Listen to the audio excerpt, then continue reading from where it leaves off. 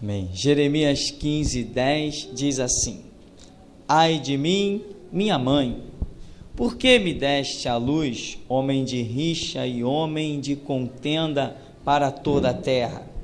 Nunca lhes emprestei com usura, nem eles me emprestaram a mim com usura, e todavia cada um deles me amaldiçoa. Amém? Podeis sentar. O profeta Jeremias está lamentando uma situação, e a segunda parte do versículo diz: olha, eu nunca lhes emprestei com usura, nem eles a mim. Ou seja, nós não temos nada em comum, ninguém deve nada a ninguém. Por que esse povo está me amaldiçoando? Porque Jeremias está profetizando na cidade, está recebendo maldições, afrontas, e você vai conhecer a história que ele foi parar várias vezes aonde? No calabouço, uma situação difícil, e por isso é chamado também de o profeta da coragem, além de chamado também de o profeta chorão. Mas a coragem desse homem realmente é impressionante, porque ele em nenhum momento ele amansou nas palavras, mas ele diz: ai de mim, minha mãe, por que me deste à luz? Homem de rixas e homem de contenda. Nós identificamos que, estudando o ministério do profeta Jeremias, chegamos à conclusão de que ele estava fazendo algo para servir e agradar ao Senhor, mas que ele mesmo em si, olhando aos olhos naturais, não via alegria no que fazia. Por isso, ai de mim, minha mãe, para que eu nasci? Irmão, você tem que ser o que Deus diz que você é. Amém? Tem que ser assim. Por isso a Escritura diz que o Deus de paz guardará os vossos corações e a vossa mente em Cristo Jesus. Porque se você colocar o seu coração e a sua própria concepção, a sua mente, à frente das questões, você jamais será o que Deus quer que você seja. Jamais será. Se você não souber colocar as coisas de lado para obedecer, ou seja, se enquadrar realmente como servo. Deus só é Senhor quando eu não o questiono. Se eu o questionar, Ele não é mais Senhor. Pelo menos não será na minha vida, porque Ele não aceitará ser um Senhor vivendo à base de questionamentos. Se eu sou servo, eu tenho que ouvir e obedecer. Qual o resultado? Não sei. Vou ficar morto? Não sei. Vou ficar vivo? Isso não importa, não interessa. Se o meu prazer está na sua lei meditar de dia e de noite e lhe obedecer, Ele me manda fazer, eu vou e faço. Qual o resultado? Não quero nem saber. O semeador saiu a semear. Qual foi o resultado? Ele não voltou para ver. Entende? Então, você é o que Deus disser que você é. Aonde você vai saber disso? Não é aqui. Não é aqui na igreja. É lá, aonde? Na intimidade do teu quarto, em Mateus 6,6. É de lá que você tem que levantar dos seus joelhos e dizendo: Deus me falou isso, é nisso que eu vou andar até a segunda ordem. É naquela intimidade que você vai saber como Deus te vê, como Deus te olha, o que Ele preparou para você. Então você é o que Deus disser que você é. Assim, não tente ser aquilo que Deus não disse que você é. Não tente. Você vai acabar com a sua vida, acabar com a vida da sua família, vai acabar com a vida de todo mundo que passar pelo seu caminho. Não tente ser aquilo que Deus não disse que você é. Isso é muito sério. Há um episódio que nós vemos aqui com o rei Saul. Lembra do rei Saul? Em 1 Samuel capítulo 13. 1 Samuel capítulo 13, a partir do verso 8. Este episódio aqui, ele me deixa um tanto quanto impressionado. Diz assim, 1 Samuel 13, 8. E esperou 7 dias, até ao tempo que Samuel determinara. Não vindo, porém, Samuel a Gilgal, o povo se espalhava dele. Então disse Saul: trazei-me aqui um holocausto e ofertas pacíficas. E ofereceu o holocausto. Sucedeu que, acabando ele de oferecer o holocausto, eis que Samuel chegou. Saul lhe saiu ao encontro para o saudar. Então disse Samuel: que fizeste? Disse Saul: porquanto via que o povo se espalhava de mim, tu não vinhas. Nos dias aprazados, os filisteus já se tinham ajuntado em Micmas. Eu disse: agora descerão os filisteus sobre mim a Gilgal, e ainda à face do Senhor não orei. Forcei-me e ofereci holocausto. Então disse Samuel a Saul: agiste neciamente, e não guardaste o mandamento que o Senhor teu Deus te ordenou, porque agora o Senhor teria confirmado o teu reino sobre Israel para sempre, porém agora não subsistirá o teu reino. Já tem buscado o Senhor para si um homem segundo o seu coração, e já lhe tem ordenado o Senhor que seja chefe sobre o seu povo, porquanto não guardaste o que o Senhor te ordenou. Eu digo, não tente ser o que Deus não disser que você é. Né? Eu sei, enquanto eu estou aqui falando, passa pela minha cabeça muitas coisas que já foram ditas neste lugar, neste sentido. Mas, se 500 vezes eu crer que Deus está me falando para falar, 500 vezes eu falarei. Se Ele me der a graça, amém. Saul era o quê? Rei. Então ele não podia oferecer holocausto, porque ele não era sacerdote. Isso é a função exclusiva de sacerdote. E o sacerdote dessa época, considerado também juiz, era Samuel. Ele se meteu aonde não podia. E isso foi tão pesado que quando ele vai saudar Samuel, Samuel não lhe dirige nenhuma palavra de saudação. Diz assim: o que tu fizeste? Samuel olhou e viu que o holocausto tinha sido oferecido, e sabia que ninguém em Israel seria tão louco para encostar naqueles holocaustos. Só pode ter sido Saul. Saul, o que você fez? Teria o Senhor confirmado o teu reinado sobre Israel. Agora ele já rasgou. Não teve segunda chance. Amém? Irmãos, não tente ser o que Deus não disse que você é. Porque tem erros que Deus não te dará segunda chance. Cuidado com esse papo de Deus é bom, Deus é misericordioso. Lembra que esse Deus bom e misericordioso que criou um grande lago de fogo e enxofre. Ele não é tão tolerante quanto as pessoas pensam. Lembra quando ele ordenou Saul: vai lá nos midianitas e passa todo mundo ao fio da espada. Não poupa nem os animais. Cadê a misericórdia? Ele disse: terei misericórdia de quem eu quiser ter misericórdia, me compadecerei de quem eu quiser me compadecer. Não é isso que está escrito? É isso que está escrito no Antigo Testamento para Moisés, e Paulo repete no Novo Testamento. Então, meu irmão, Saul ofereceu o holocausto. Não podia fazer isso, nem pensar em fazer isso. Perdeu, por quê? Porque ele não deveria se meter na função, vamos assim chamar, que Deus não disse que ele tinha.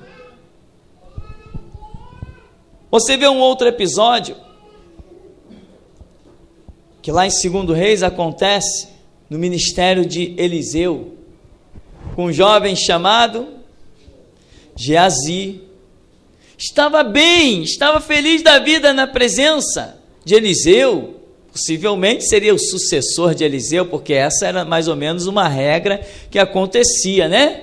Quem Deus permitia andar muito juntinho daquele profeta, daquele que tinha o ministério, acabava recebendo também esse ministério. Isso é algo tremendo. E Geazi está num caminho brilhante, como um ajudante. Aí daqui a pouco vem Naamã, Eliseu despede Naamã, Geazi vai lá e mente e pega algumas coisas de Naamã com a mentira. Ou seja, deixou de ser servo e passou a ser senhor. Tinha uma palavra de Eliseu: pode ir embora, não quero nada teu. Geazi foi lá e contrariou a palavra daquele que estava acima dele. Não, olha, vieram, ainda mete Eliseu na mentira dele. Vieram aí uns homens lá da montanha, uns profetas, e o meu Senhor me mandou, olha só como é que as coisas podem acontecer. O meu Senhor me mandou até você para pegar aí uma muda de roupa. Ah, não, leva o que você quiser, tá bom, obrigado, joia. Se meteu no que não lhe competia, no que não lhe cabia. Nunca tente ser aquilo que Deus não disse que você é. Quando ele chega na presença de Eliseu, Eliseu: onde tu foste? Não fui a lugar nenhum. Já estava acostumado com a mentira. Não foi a lugar nenhum. Mentiu para Naamã e agora está mentindo para Eliseu. Ah, tu não foi a lugar nenhum? Como é que o Espírito Santo aqui, me fez o meu espírito ir contigo? Eu tive a visão de você subindo no carro do homem, pegando as mudas e descendo. Quer que eu te diga as cores dela? Até para mim você já acha que pode mentir? Já que tu quis as roupas que ele tinha de presente, fica com a lepra dele também de quebra. Amém? Porque o meu grande medo, hoje alguém veio conversar comigo: pastor, vamos abrir trabalho e não sei o que, ampliar a visão do ministério. E eu fazendo assim, sinal de não para a pessoa. E ela falando, e eu: vamos ampliar, que olha, já pensou o bairro tal, não sei aonde, vamos fazer, abrir igreja. E eu só fazendo assim. Quando a pessoa deu brecha, eu falei: aqui não funciona assim. Aqui eu só faço o que Deus me mandar fazer. Não vou cair nunca. Se eu continuar todos os meus dias fazendo o que Deus me mandar fazer, eu vou estar de pé sempre. Eu vou ver a glória de Deus sempre. Eu vou desafiar as legiões de demônios que existirem nesse mundo e vou pisar na cabeça de todos eles sempre.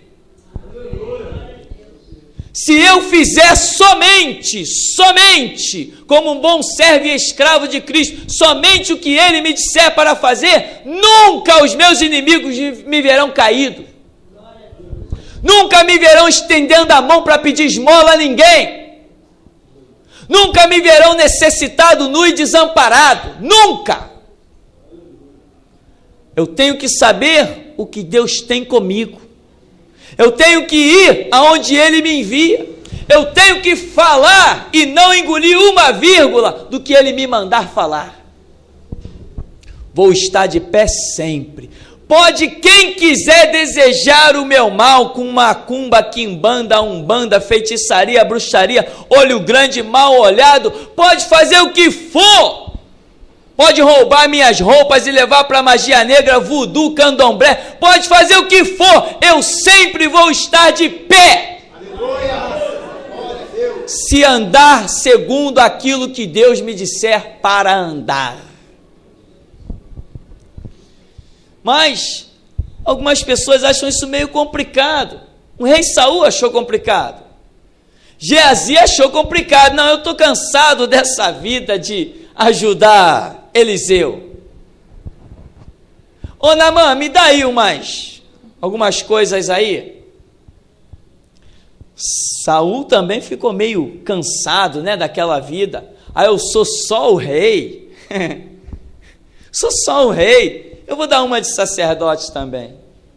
Lembra que lá no Antigo Testamento, ainda em 2 Crônicas, capítulo 26, teve um rei que foi oferecer incenso, e a lepra saiu na testa dele, os sacerdotes querendo expulsar ele do templo, e ele resistindo, não, mas você não é sacerdote, você não tem essa função, não, mas eu quero oferecer incenso também, eu sou o rei, e ele insistiu, de repente a lepra saiu no rosto do homem, e o resultado, ele teve que ser expulso do templo, ele mesmo, a Bíblia diz que se apressou em sair, porque ficou com medo, a lepra já tinha saído na face dele, e diz a Bíblia que ele morou todos os seus dias enfurnado dentro da sua própria casa, sem nunca mais poder colocar o rosto na rua.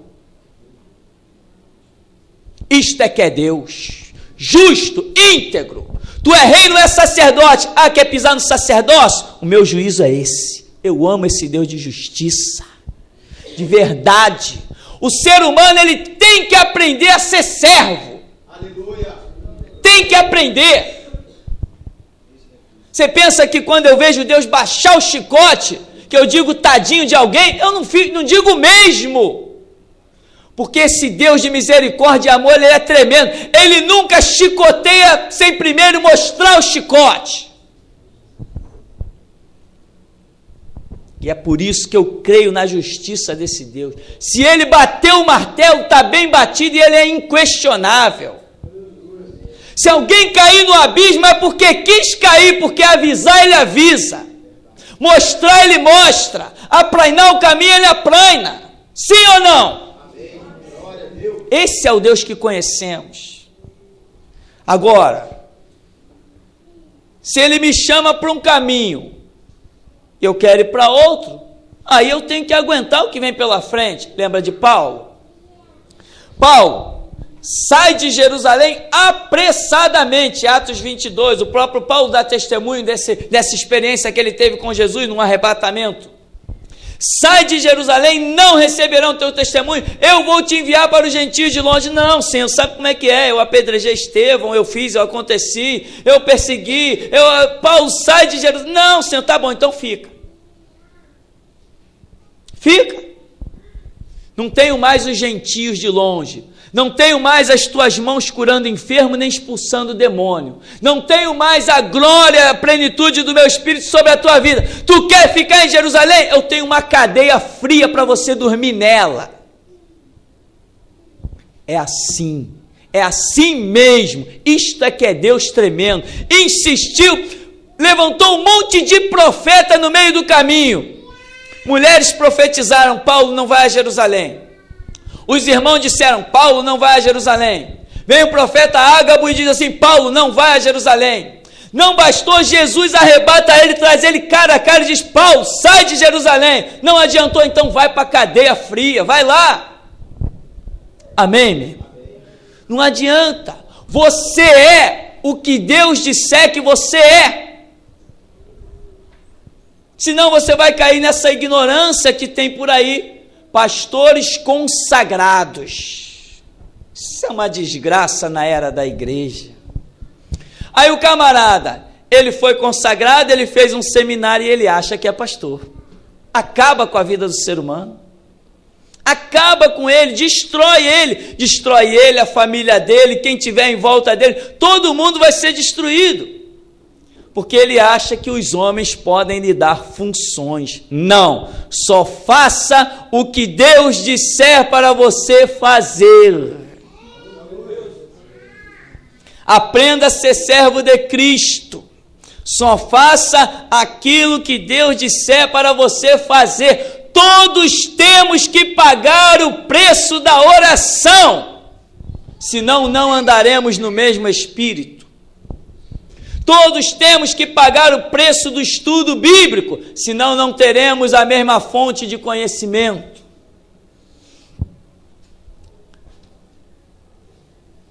Nós vemos ainda o rei Davi. O rei Davi é interessante. Ele ofereceu holocaustos. E a Bíblia diz que caiu fogo do céu e consumiu o holocausto. Davi era rei, era profeta e era sacerdote. Quando ele ofereceu o holocausto, Deus simplesmente se agradou, porque tinha esta função com ele. Saul não tinha.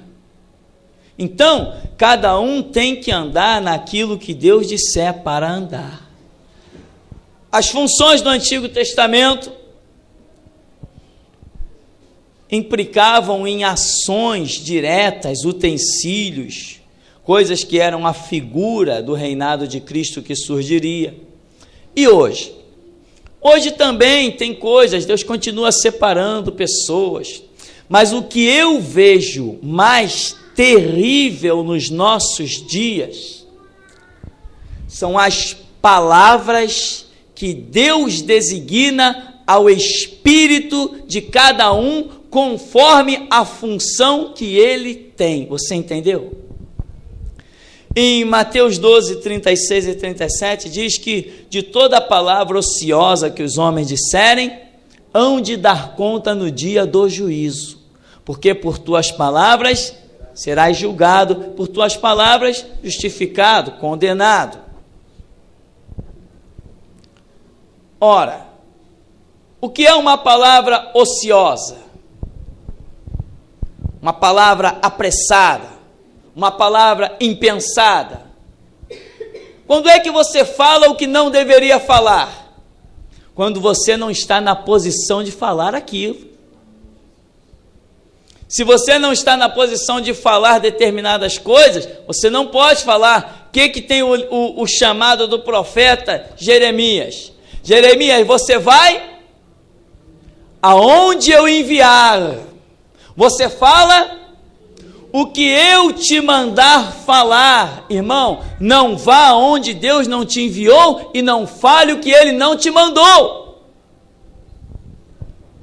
Esta é a questão principal. Hoje nós vemos pessoas andando debaixo de terríveis maldições. Sabe por quê? Porque apenas falou, não fez nada. Não tocou em nada, não fez nada, apenas deu uma palavra para alguém e aquela palavra não lhe cabia.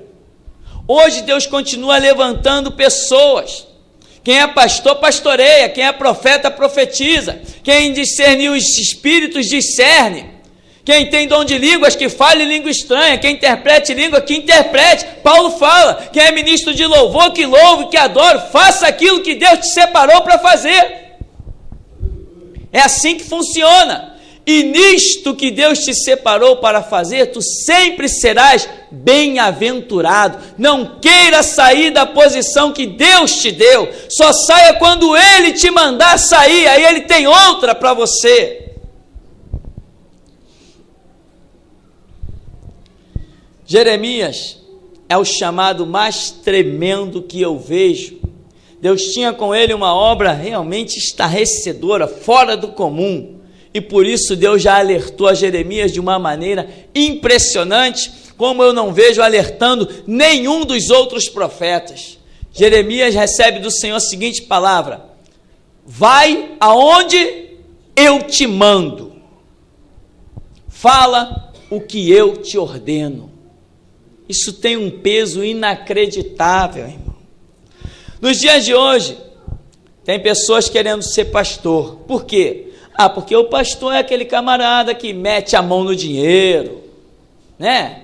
É aquele que mexe com as ofertas. Esse é o pastor. É aquele que, para muitos, é o que desfila de carro novo. É o que frequenta restaurantes finos e luxuosos. Por aí tem isso, não tem? Tem, como tem? Eu tenho 20 anos de evangelho. Claro que isso tem por aí. E nem preciso pedir o testemunho de ninguém, que eu tenho visto isso por aí. Outros querem ser pastor por causa de destaque, por causa de um monte de coisa, e começam a lutar no braço da carne por uma posição que Deus não tem para eles. Qual vai ser o final dessa luta? Destruição, dores, angústias. Outros querem ser profetas, e esta é a parte engraçada da história. Outros querem ser profetas, meu irmão. Por quê? Porque profeta chama atenção, não chama? É um ministério tremendo, é um ministério glorioso.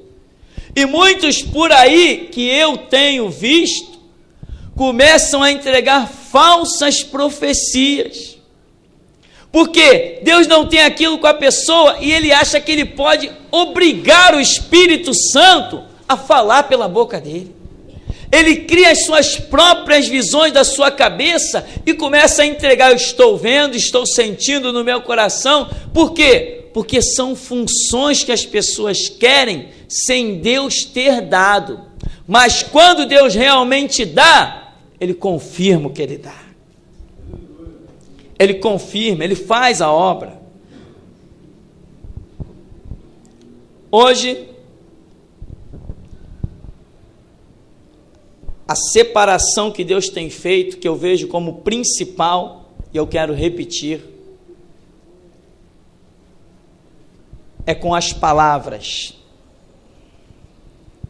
O Espírito Santo, ele coloca dentro do seu espírito as palavras de acordo com o chamado ministerial que ele tem na sua vida. Eu vou repetir isso. Se você puder anotar, é muito bom. Guarde, decore. O Espírito Santo, ele coloca dentro do seu espírito as palavras de acordo com o chamado ministerial que ele tem na sua vida. Muita gente já chegou nesse lugar e achou que podia pregar o que eu prego. Meu irmão, não pode. Deus falou que deste lado do hemisfério ele só tinha um homem para pregar restauração: eu. Não me interessa quem vai achar que eu, depois que vai ouvir esse CD, essa fita, vai achar que eu estou me exaltando. Não me interessa, ele falou, está falado, eu ponho a prova. Liga o rádio, liga a televisão e vê se tem alguém com coragem para rasgar o verbo como eu rasgo. As portas estão abertas, mas aqui não entra político, a não ser que seja crente, servo e renuncie à política. Jesus Cristo não tem homens na política. Aleluia. Tem alguém mais com coragem por aí na mídia, com espaço para falar? Não tem. Então não importa o que eles vão pensar, isso aí não interessa para a gente. Agora, as palavras que devem ser ditas, elas são acrescentadas ao meu espírito. Quando eu estou orando, quando eu estou estudando a Bíblia, quando eu estou dormindo, Deus me dá sonhos. E aquele sonho é como uma realidade. Quando eu acordo, tudo que foi processado no sonho permanece dentro de mim. O meu ministério de pregação, ele começou nas vigílias da noite, não comigo acordado, comigo dormindo. Eu dormindo tinha sonhos de eu pregando no púlpito, eu pregando nas ruas, eu pregando nos lugares, e quando eu acordava, nenhuma daquelas palavras escapavam. E o sonho era tão real que Deus me fazia encarar coisas no sonho, como se eu estivesse vivendo uma realidade, e me mostrava eu saindo vencedor, e assim ele tem feito na realidade. Então, meu irmão, ministério hoje é a língua como pena de um destro escritor. Se Deus vai colocar a palavra no seu espírito para libertar os cativos oprimidos do diabo, possessos de demônios, ele vai ter isso contigo, ele vai fazer. Se Deus tem contigo um outro tipo de palavra, um outro tipo de ministério, ele vai jogar dentro do teu espírito, ele tem recurso, ele tem condição para isso, ele vai jogar dentro do seu espírito as palavras de acordo com o seu ministério. Não olhe para o ministério do seu irmão e ache melhor do que o seu. Aleluia. Não é verdade. O diabo é que está nessa história. Ninguém tem ministério melhor do que de ninguém. Porque tudo é dado pelo Espírito Santo para o mesmo propósito. A Bíblia diz que Deus não faz acepção de pessoas, então ele não dá o melhor para um e o pior para outro. Se ele te deu essa graça de dobrar os joelhos, entenda que isso é precioso, porque tem gente que não consegue dobrar os joelhos e falar com Deus. Mas muita gente não quer esse ministério. Não, eu estou lá no meu quarto, ninguém me vê, Deus te vê. Isto é o bastante. que Ele te veja. Então, não se iluda com essas coisas, com essas visões mundanas, partidarismos e etc. O melhor, o pior, o melhor para a minha vida é o que Deus me der. Isto é o melhor. Porque Ele me ama, deu Cristo Jesus por mim, Ele só tem o melhor para mim. Agora, eu não posso ser um filho rebelde, querer discutir com o pai, querer questionar o meu Deus. Uma experiência interessante aconteceu alguns anos atrás, numa igreja que eu estava, e a esposa do pastor falava a língua estranha, e realmente era até uma língua interessante, bonita, era uma língua melodiosa, e tinha uma irmã que vivia pedindo a Deus o dom de falar língua estranha, mas clamou muito. Um dia no meio do culto a graça de Deus desceu sobre ela e ela começou a falar língua estranha, daqui a pouco ela parou e falou assim: ah, Senhor, mas essa língua eu não queria não, eu queria uma igual a da irmã. Isso pode parecer uma piada, mas isso revela a falta de crescimento espiritual das pessoas. O que Deus tem para você, isto é o melhor. Não troque isso. Mesmo que ninguém te veja, as pessoas te olham lá no fundo da igreja, cadê você? Você é um zero na vista de alguém. Você é inexpressível, você não aparece, mas e Deus, como que Ele está te vendo? Foi Ele mesmo que te colocou lá no vale? Foi Ele mesmo que te colocou dentro do poço? Foi Ele mesmo que te ocultou? Se Ele te colocou nessa posição, essa é a melhor para a sua vida. Aproveite ela. Aproveite. Porque se você olhar para trás, você vai ver que o que você considera pouco na sua vida, muitos não chegaram nem perto. Tem gente ainda do lugar de onde você saiu, se curvando para os bonecos de gesso. De onde você saiu, ainda tem gente adorando a rosa. E você acha que você recebeu pouco? Então, querido, quem é você?